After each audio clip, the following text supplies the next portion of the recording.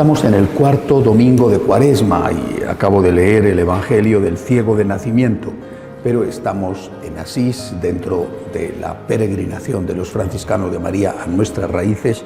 Por lo tanto, hoy, aunque sea cuarto domingo de Cuaresma, tengo que hablar y predicar sobre el mensaje que aquí, en esta ciudad y en esta iglesia en particular, de la iglesia de la Porciúncula, recibimos un mensaje que es eterno porque vale para todas las épocas, no solamente para el momento en que fue escuchado por primera vez por San Francisco.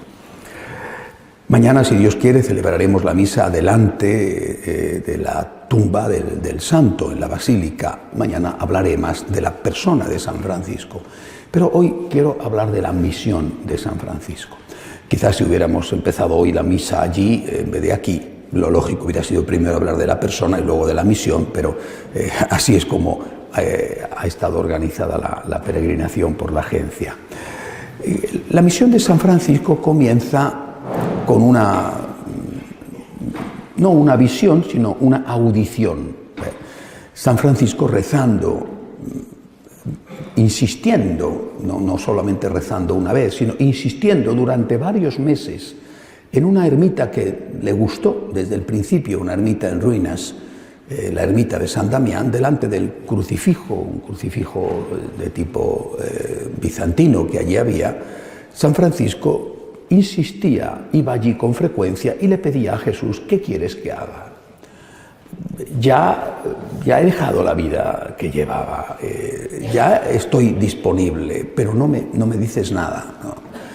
Nuestro Señor le tuvo mucho tiempo en la incertidumbre de no saber qué debía hacer. Sabía lo que no debía hacer, pero no lo que debía hacer. Y por lo tanto no hacía aquellas cosas que antes hacía, pero aún no sabía qué tenía que hacer con su vida. Esto para San Francisco era muy angustioso. ¿Qué quieres que haga? Se me pasa el tiempo, estoy rechazando oportunidades y no sé qué tengo que hacer. Hasta que, después de haberle puesto a prueba, y esto es algo que ya de por sí es una lección, nosotros creemos que le decimos al Señor una cosa e inmediatamente tiene que darnos una respuesta. El Señor te pone a prueba. Y te pone a prueba muchas veces a través de las dificultades. ¿De verdad me puedo fiar de ti? ¿De verdad? Recuerden ese diálogo curioso, cuando menos, entre Dios y el demonio que viene narrado en el libro de Job. Cuando a Job le iba todo bien, y el demonio le dice, Dios le dice al demonio: fíjate en mi siervo Job, qué bueno es.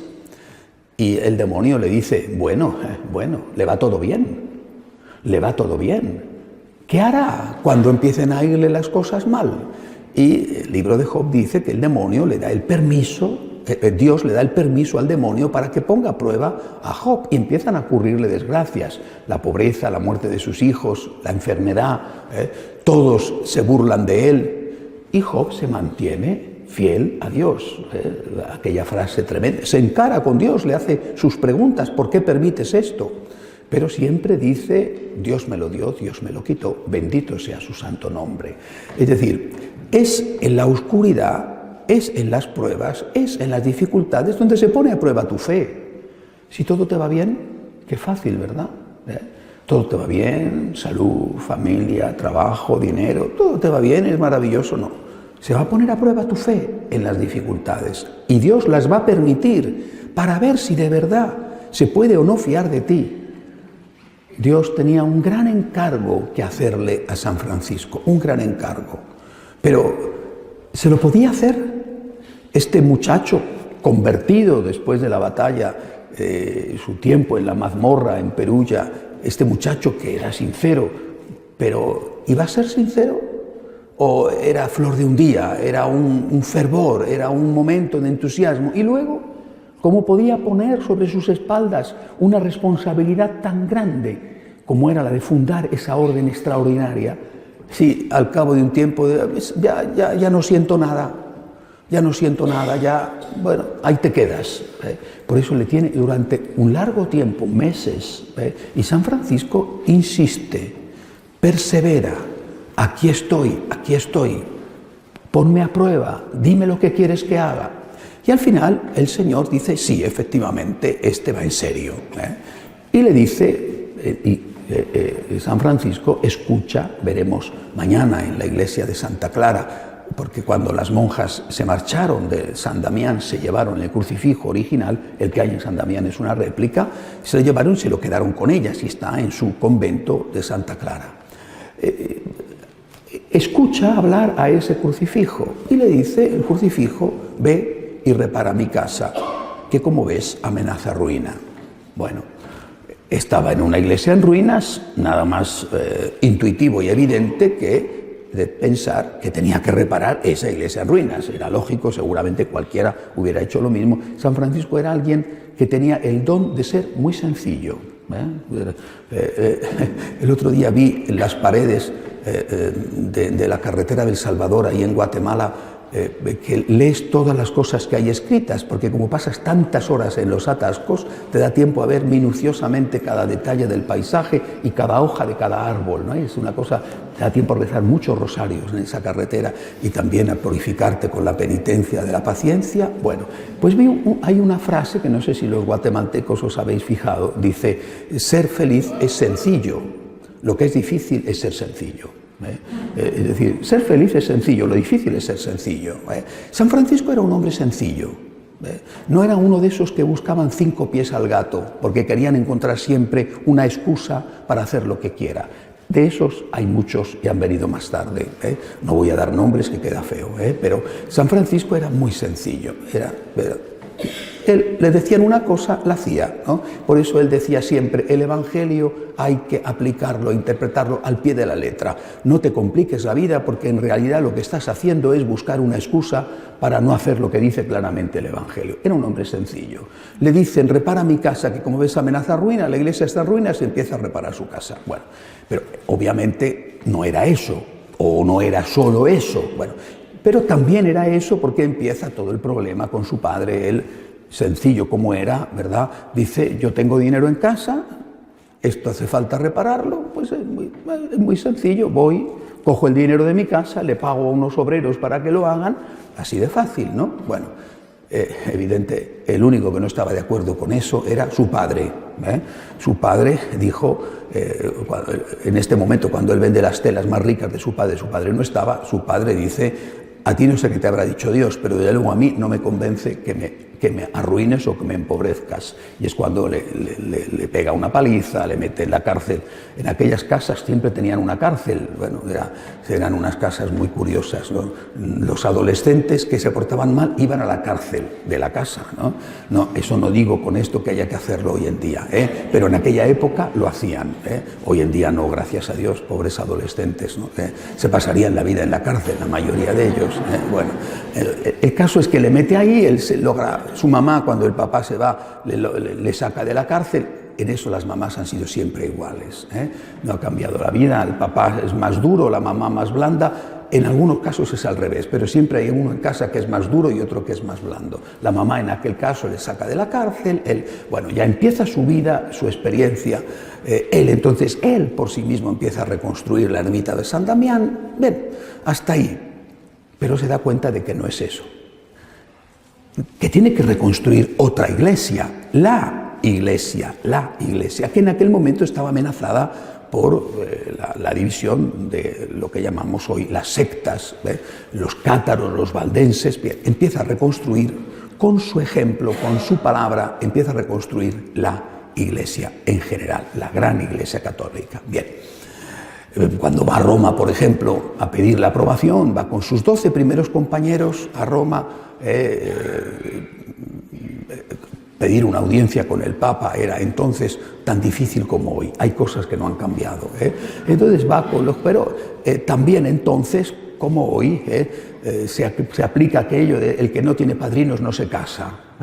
Es decir, él tenía un padrino que era el gran cardenal Ugolino, que después fue Papa, que tenía mucha mano en Roma, y el cardenal Ugolino consigue la audiencia con el Papa. Bueno, una audiencia que podía haber terminado de aquella manera porque los 12 estaban zarrapastrosos y seguramente no olían a Chanel número 5, sino que olían más bien a oveja, pero de esas de fuertes. Bueno, Pero el Papa tiene una visión la noche anterior, ¿no? No sé si es que había tenido una mala cena o que el Espíritu Santo se aprovecha de las circunstancias, le da una visión importante.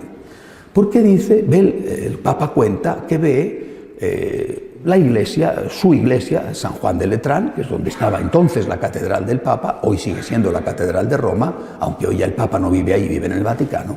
El Papa ve la iglesia de San Juan de Letrán que se está derrumbando y que llega un hombrecito, le describe así, un hombrecito pobre, y pone su espalda en la pared de la iglesia que se derrumba, en el lado que se está derrumbando, no en el otro para que se derrumbe más rápido, sino donde se va a caer, ¿verdad? Pone ahí su espalda y poco a poco la iglesia se endereza.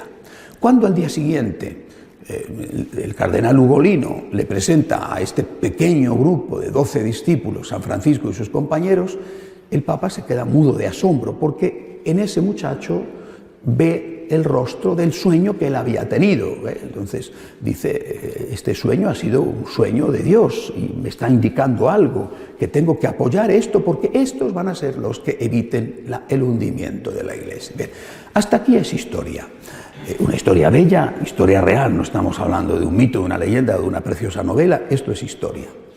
Pero hay algo más que sucede también aquí.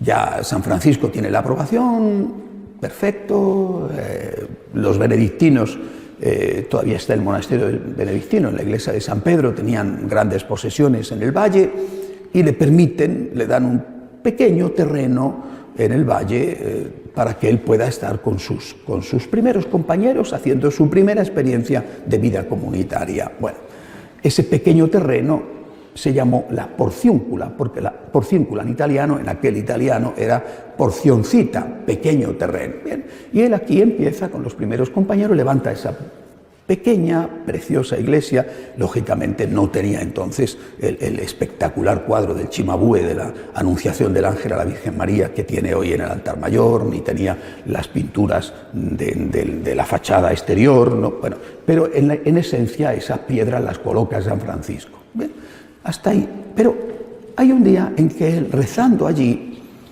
tiene una visión, no ya en este caso una audición como había sido cuando el crucifijo le habló en San Damián, sino una visión. Él ve las iglesias del mundo, ignoro si también en aquel momento vio las iglesias latinoamericanas, porque una visión es capaz de ver uno cualquier cosa, pero ve las iglesias del mundo que él se conocía entonces, y ve que están llenas de gente, y llenas de gente rezando. Sale de la visión, sale de la pequeña capilla, imaginaos que eso ocurrió ahí, sale de la pequeña capilla, estamos apenas a unos metros de esa capilla, sale de esa capilla llorando. Sus compañeros se dan cuenta de que algo ha ocurrido, le preguntan, y él contesta, la verdad es que he visto las iglesias llenas de gente rezando, y los compañeros le dicen, no te entendemos, ¿no? No te entendemos. Si hubiera sido Santa Teresa, habría dicho que le den enseguida un caldo de gallina, porque Santa Teresa pensaba que para que las visiones fueran verdaderas, la persona no tenía que tener hambre. Si no tenía hambre y seguía viendo visiones, eso tenía mucha más seguridad. Pero si tenía visiones con hambre, no era debido a la visión, sino al hambre. Digo, Santa Teresa le hubiera dicho caldo de gallina y después veremos, ¿no? Bueno, los franciscanos no tenían ni gallina para el caldo, entonces los frailes se quedaron sorprendidos, pero ¿cómo es posible que tú digas que lloras porque has visto la iglesia llena de gente rezando? Esto es absurdo. ¿Qué te pasa? Es maravilloso ver la iglesia llena de gente rezando. ¿Por qué lloras por esto? Cualquiera estaría alegre. Y San Francisco les dice, he escuchado todas las oraciones. Y todo el mundo dice, dame. Todo el mundo va a la iglesia a pedir. Todo el mundo acude en busca de algo. Y nadie va a la iglesia a ofrecer. Nadie va a la iglesia a dar gracias. Y entonces dice esa frase que es fundamental en nuestra espiritualidad. El amor no es amado. El amor no es amado. Por supuesto, San Francisco entiende lo que entiende de aquella visión, es una cosa más de la maravillosa experiencia espiritual franciscana. Los frailes entienden también lo que entienden. Esta historia la recogerá después Fray León en las Florecillas. Bueno, Bien, hasta aquí. Pero para nosotros, franciscanos de María, es la clave, la respuesta a esa petición que el Señor le hace a San Francisco. Repara mi casa, que como ves amenaza ruina.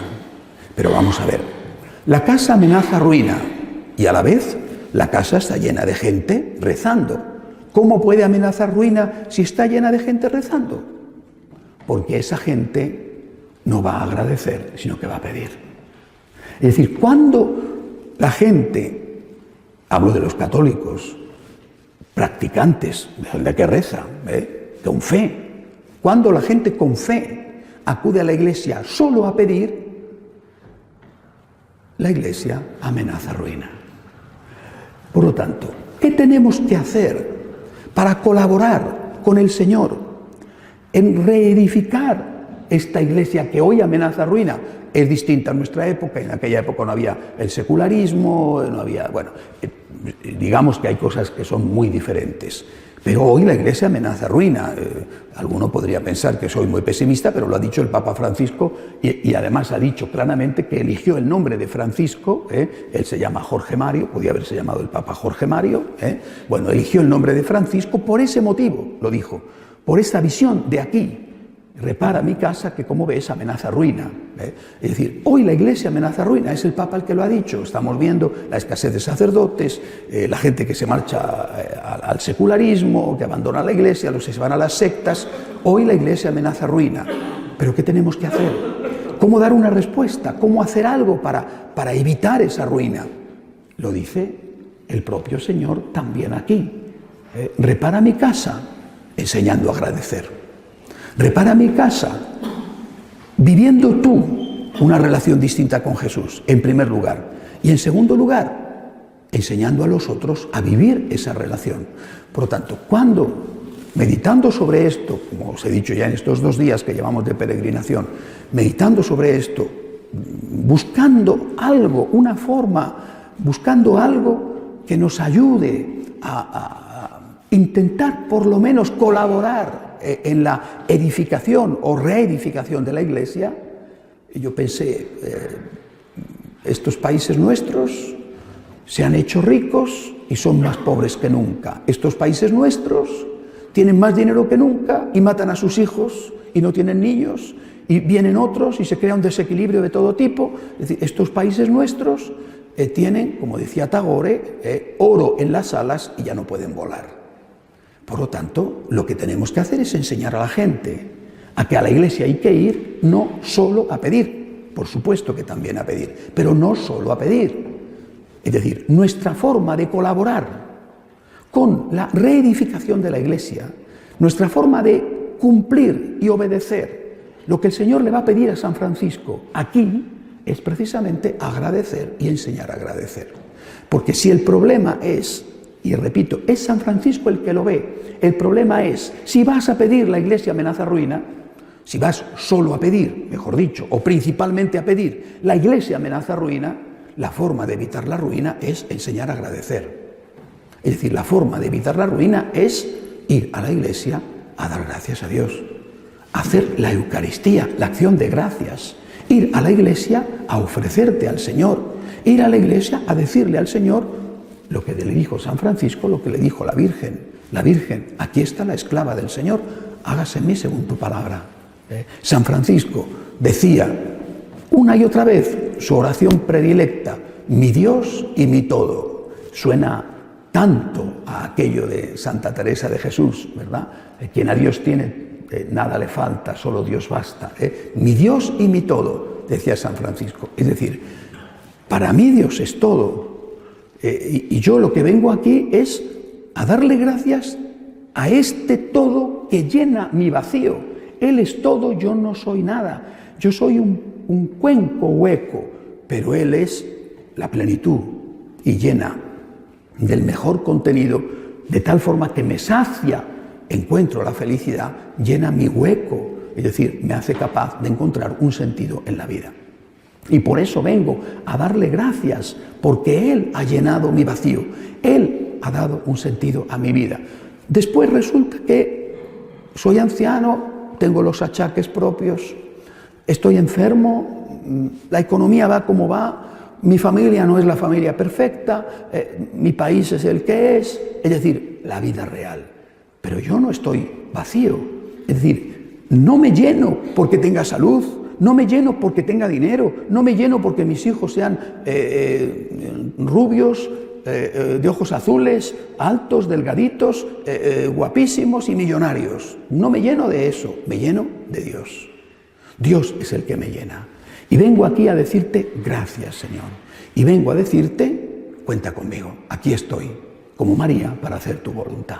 Entendiendo esto así y entendiéndolo aquí, podemos comprender la importancia de nuestra misión, que me atrevo a decir, y seguramente será una gran presunción por mi parte, pido disculpas por ello, que los franciscanos no lo entienden del todo en su momento. Y esta visión de San Francisco pasó desapercibida, y no se puso el acento en lo que tenía que haberse puesto. Enseña a la gente a agradecer. Esta gente que viene a pedir y que llena la iglesia de gente que viene a pedir, se derrumba. Se está derrumbando. Antes de que esta gente deje de venir porque considera que ya no tiene nada que pedirle a Dios, porque considera que lo tiene todo, porque el estado del bienestar te da todo, cosa que es mentira, pero te lo hace creer, Antes de que eso suceda, antes de que esta gente tenga el corazón completamente seco, que se le ha secado debido a que tiene más dinero que sus papás y por eso es más listo que sus papás y por eso no necesita de Dios de sus papás, antes que eso ocurra, enseña a la gente a pedir, enseña a la gente a agradecer. Si la persona sabe agradecer, tienes dinero, más motivos para dar gracias. Eres joven, más motivos para dar gracias. Tienes salud, más motivo para dar gracias. ¿Por qué tienes que venir a la iglesia solo si eres pobre, si eres enfermo o si eres un anciano? Ven si eres pobre, enfermo y anciano, pero ven más incluso si eres joven, rico y sano, porque tienes más motivos para dar gracias a Dios que si fueras pobre, que si fueras enfermo, si fueras anciano. Ven entonces a dar gracias por lo que tuviste, aunque ya no lo tienes, y a pedir, por supuesto. Pero ven a agradecer por lo que tienes y por lo que tuviste. Vuelvo a repetir, es necesario que nosotros por lo menos entendamos la importancia de nuestra misión, porque aquí se entiende. Repara mi casa que como ves amenaza ruina. Poco tiempo después, el amor no es amado. ¿Por quién? Por los que van a la iglesia solo a pedir. Porque aunque parezca que la iglesia está llena, está amenazando ruina. Si no vamos a agradecer, no somos católicos.